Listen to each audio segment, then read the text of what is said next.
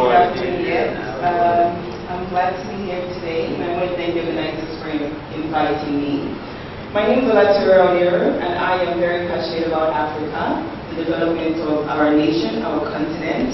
I live, sleep, dream to see this continent transition into one of the world's greatest continents.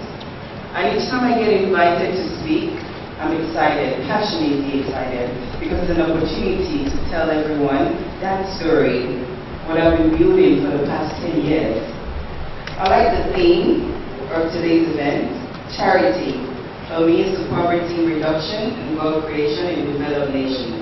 I like that, because the nation we're living in today is an underdeveloped nation. The rest of the world, developed nation, has left us behind. 5 decades of leaving us behind. In Nigeria today, poverty takes up about 70% of the business. So about 70% of our citizens are living below the poverty line.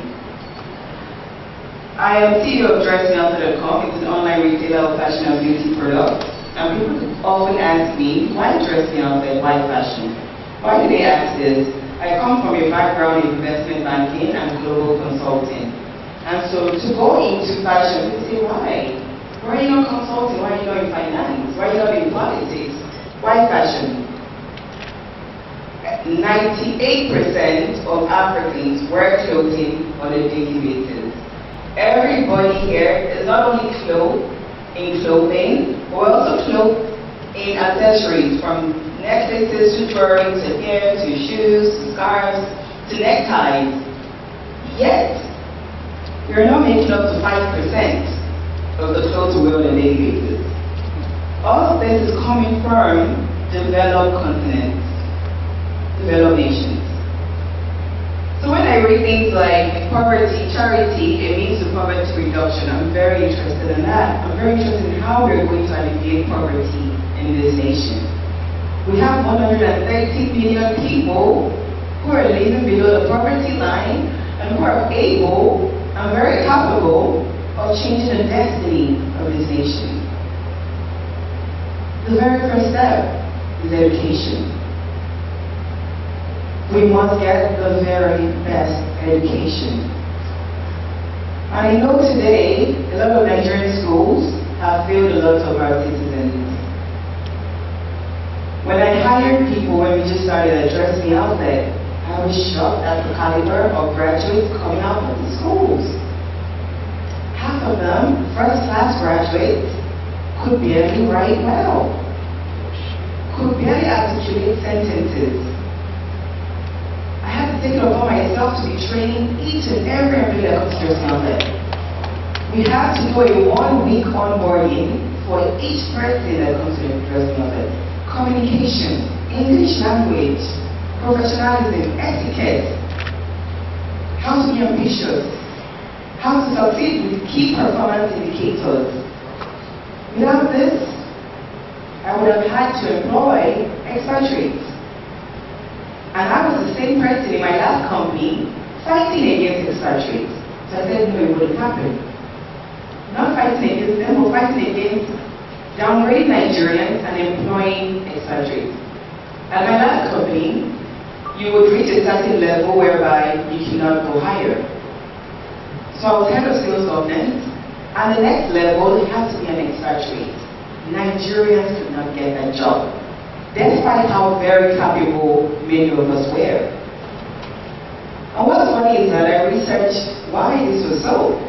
You won't believe it's your Ministry of Interior that gave them the rights to this.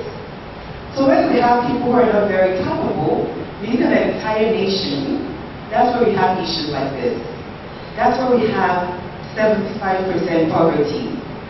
That's where we have a downgraded educational system. I'm grateful for my parents who have sent me to the US. I'm very honest about that. I'm grateful for my 10 years of education in the USA. The educational system there is thorough. I learned a lot.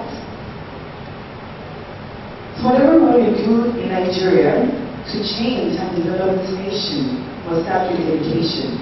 and it starts with every single one of us. We must aspire for the greatest of education. You know why we're lucky today? We have Google. Google is an amazing tool. There's nothing that employees address me out they want to learn, and we're not easily able to get from Google. How do you code in your app? Google will tell you, it will give you the codes. So the first step is education. The very next step now takes us back to the topic, charity. But instead of charity, I would say funding. And this is very important. And this is what I constantly tell the leaders of this nation. Funding is extremely important. And I wouldn't stop saying this at every conference I'm invited to speak at.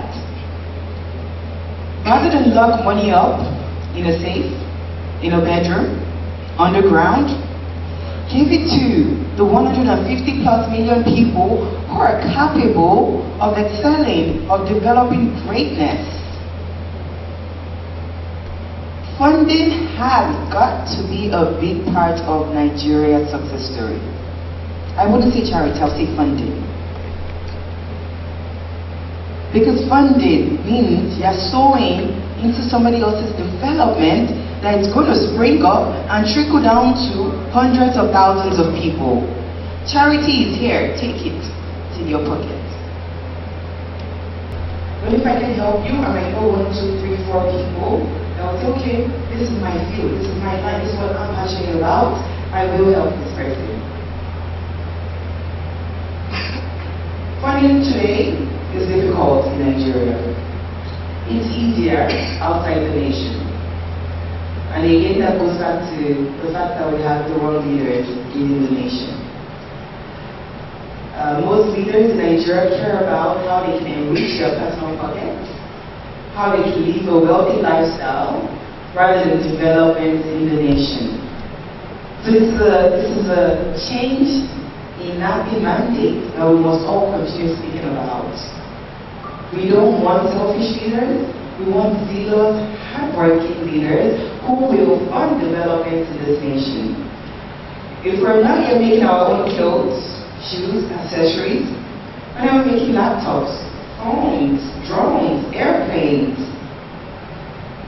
So in terms of developing nations in Africa, it's time to fund, it's time to manufacture, it's time to grow, and it's today. Each time I give a speech like this, I get asked, so how do I get the funding? You have to hustle it out of them. You have to hustle it out of them.